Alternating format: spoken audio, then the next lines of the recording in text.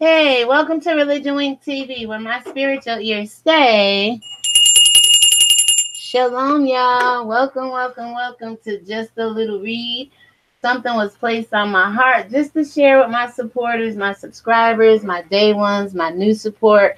I just want to share with you Malachi chapter 4 and kind of shine some light onto what it is that God expects for his people.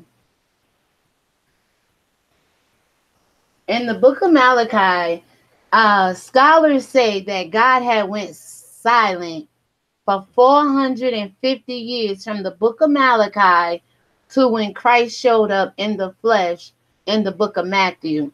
You know, you have like Malachi chapter 4 is the last verse in the Old Testament, and then the New Testament comes with Matthew chapter 1. So in between all of this, it's saying God went silent and just let the people be in the land doing whatever. Malachi chapter 4 says, oh, wait, before we get into that, guys, you got to listen to the music and everything. Nothing's changed. Yeah, hold on.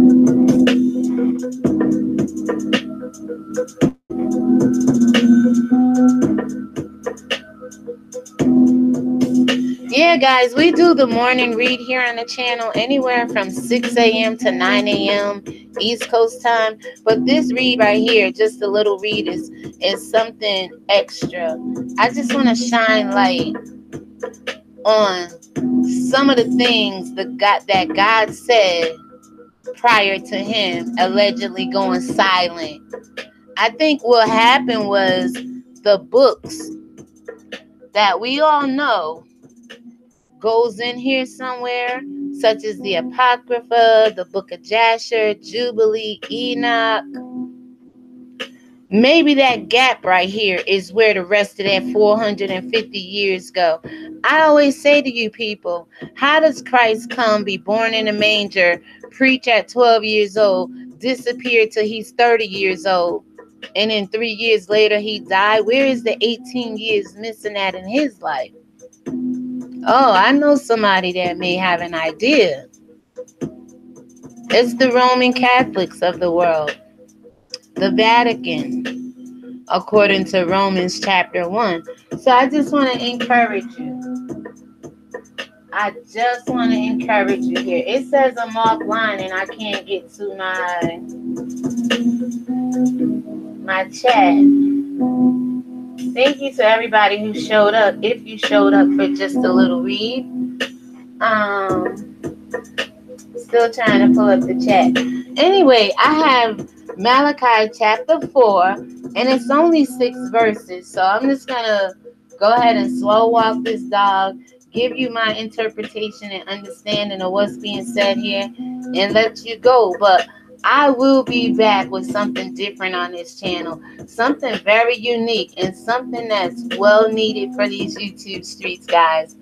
I am the game changer. I am the one. One of my supporters called me a breath of fresh air. God bless you. Thank you so much. I'm humbled by that.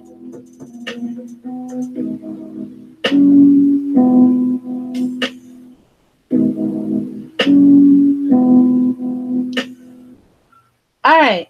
So my tablet is saying I'm not connected to the internet for some reason. It keeps telling me to retry. We won't be here that long. Thank you to everybody that showed up.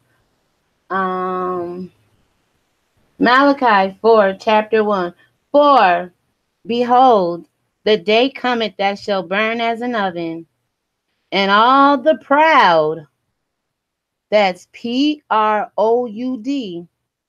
yea, and all that do wickedly shall be stubble, and the day that cometh shall burn them up, saith the Lord of hosts, that it shall leave them neither root nor branch.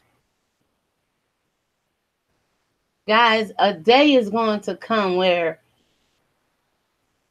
it shall burn like hot as an oven, and all the proud, all they that do wicked, will be stubble, and shall not have no root or branch left in them. At least if you have a root or a branch, there's a way of coming back to life. You know, my friend about 5 years ago, Miss Sally, she gave me 2, 3 pieces of her plants that she was growing from, scratch. And I took them home. I stuck them in some water, and they started springing out root. So when you separate pieces of plants, they have a tendency of re-rooting themselves and still growing. But if you don't have the root and if you don't have a branch, there's nothing left there for God to restore or to attach itself to, or there's no foundation for the plant to grow, right? So verse 2, but unto you that fear my name shall the Son, S-U-N, of righteousness, shall the Son of righteousness arise with healing in the wings, and you shall go forth and grow up as calves in a stall. The Son of righteousness. I always tell people over here, we sipping all the tea. That's all the bull junk, the wickedness, the worldliness, this trials and tribulation. We sipping all of that, the good stuff as well. We call it spirituality with no shade, sinful hatred, and demonic evil against anybody. And I say, when you stand with the Son of righteousness, the shade cannot touch you. You will not get burned as this oven. You will not be a stubble. You will not be a plant without roots and branches. And as far as growing up as calves in the stall, well, you know how that is. I grew up on the farm, and I have firsthand insight on how they are raised and grazed. And, God is saying, and you shall go forth and grow up as calves of the stall. 3, and ye shall tread down the wicked, for they shall be the ashes under the soles of your feet in the day that I shall do this, saith the Lord of hosts. You shall be able to tread down the wicked instead of the wicked treading down you. You should be able to walk on adders, scorpions, serpents. Where is your power to overcome? Where is your testimony? Verse 4, remember ye the law of Moses my servant, which I commanded him in Horeb, for all Israel, with the statutes and the judgments. Go back to the book of Deuteronomy and the book of Genesis and the book of Exodus and the book of Numbers. Well, start from Exodus, because that's when Moses really started to lead the people out of Egypt. He's saying Genesis to Malachi, God is still trying to remember. And Malachi completes the Old Testament here, which it does not. There's some parts of this Bible missing. But what we have, I'm speaking in context of what I have in front of me. Malachi ends the Old Testament. And God is still trying in chapter 4, verse 4, to make his people remember the things of Moses. So how would anybody come behind you and tell you to forget it in the New Testament? 5, behold, I will send you Elijah the prophet before the coming of the great and dreadful day of the Lord. I will send you an Elijah.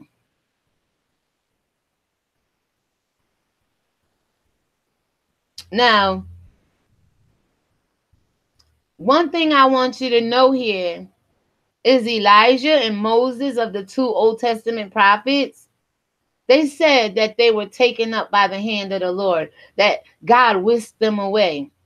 Moses went and died on one side of the Jericho, and nobody can find his burial. And Joshua, it said he was took up in the whirlwind, and as he was going, Elijah was taken up into a whirlwind, and as he was being whisked away by the Lord, his mantle fell and fell on his predecessor, Elisha. But what I want to say here is, Both of them shows up in the New Testament on the Mount of Transfiguration with the Messiah, with the Christ. Ain't that a beautiful thing? Isn't that a beautiful thing? There's some people in this world God is just going to wisp up. There's some people in this world that's going to see the salvation of the Lord face to face. See his transformation. You got to believe this, people.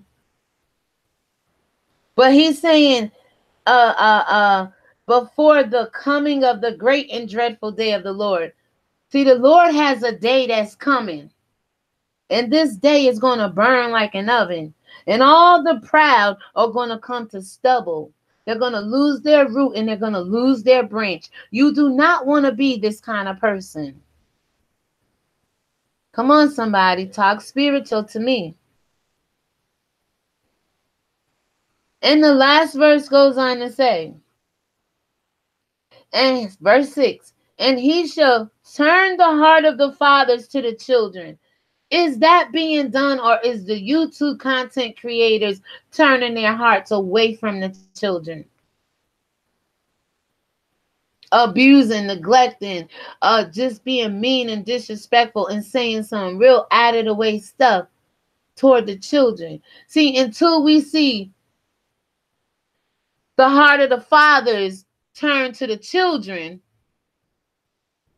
and the heart of the children turn to the Father. Now here I'm speaking, you adults. Until you turn your hearts to the Father and stop turning your hearts and wickedness toward the children that you got beef with other content creators with. God says, lest I come and smite the earth with a curse. Do this earth reek of a curse? Does this earth reek of a curse? Does this earth seem like it's coming to a stubble? It's losing its branch? It's losing its root? Is there a lot of proud people in this world, especially on YouTube?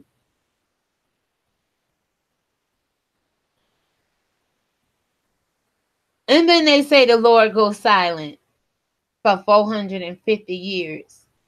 Don't have nothing to say until Christ show up to get baptized in the Jordan by John the Baptist. And then he opened up his mouth and say, this is my son in whom I'm well pleased. But I'm here to tell you, there was some people in this Bible up to this point God was talking to that he was pleased with. Because not everybody went out a whoremongering and a fornicating and committing adultery on God with other gods. Committing adultery on Yahweh with other gods. So he was well pleased with people up to this point, especially the messengers that kept his message and delivered it unto the people the way he had them deliver it. You understand what I'm saying? Guys, God is trying to give you a message here. He says in verse 6, and he shall turn the heart of the fathers to the children, and the heart of the children to the Father. And until we see this go down in this world, God is saying, lest I come and smite the earth with a curse. I don't want to be in a cursed-filled earth. You understand what I'm saying? So I sit over here and try to encourage you people. You have the ability and the possibilities to change your circumstances. When you change your circumstances, somebody see you, they're going to want to change theirs. But if you're not turning the hearts, well, God said he'll do it. But your heart should be wanting to see the fathers turn unto the children and the children turn unto the fathers. Not this division that you're putting out here. That's not everybody's narrative. That's not everybody's way of life. All right, I'm done here. This is ReligionWinked TV, guys. Let me know what you think about the last thing in the Old Testament that was said by the Lord God of Israel If you have ears to ear what thus saith the Lord, put some ears down in the chat if you're present. I cannot see the chat. And sometimes it's a good thing because you don't want to lose sight. You don't want to get distracted of the message God is trying to have you put forth. So if you can relate to seeing people out there burning up like stubble, having a proud look, what God says, I hate a proud look in Proverbs 16 through 19. If you see people out there with no roots and no branch, no substance of the Lord, then you must know these are the people God is talking about. These are the people that have turned their hearts, turned the children's hearts away from people. They turned their hearts away from people and definitely have turned their hearts from God. So let me know what you think about the last thing God said, allegedly, according to this Bible, before he went silent 450 years. And imagine if the people you relied on, if the people you trusted, if the people you put all your eggs in their basket go silent for 4 days, you fall apart. You can't live without that person. Oh my God, what am I going to do? What did our people do for 450 years? Not hearing from God. Thank you for tuning into ReligionWinked TV in this edition of Just a Little Read. Because over here, my spiritual ears stay for the things of God so I can convey the messages to his people.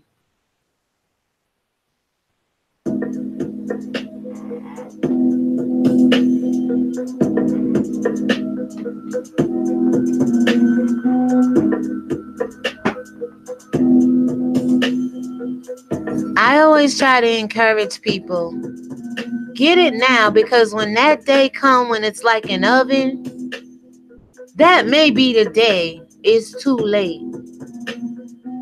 That may be the one day that God sets aside to just eat up the wicked. So I encourage people to change before that day comes. To desire to be a tree of righteousness, desire to be a tree of life, desire to be the tree of everlasting life to somebody other than yourself. Don't do it for me. Don't do it for you. Do it for the one who created you to do these things. It's just that when we go on a new playground, when we start a new job, we always want to be the cool kid and fit in. We always want to be accepted by people. We don't like rejection. So we go along to get along just to belong. And I'm trying to tell you, that's not the way of God. That's not God's intention for you. Never was, never will be. What do you think about God and what he said about the fathers turning the heart of the children to them and the children turning their hearts to the Father? Do you see this in the YouTube world? Do you see this in your family? Do you see this in the world? Or do you steady see the enemy dragging people with his tail, willingly and unwillingly, because some people don't have the roots or the branch to withstand the heat? It's not always to go out there and fight. Sometimes it's to say, no, that ain't me. That ain't who I am. I don't get down like that. So why should I do it just to be your friend when God tells me otherwise? What are you desiring in your heart? What are you willing to hear from God? What are you not hearing from God? This is ReligionWinked TV, and my spiritual ears stay.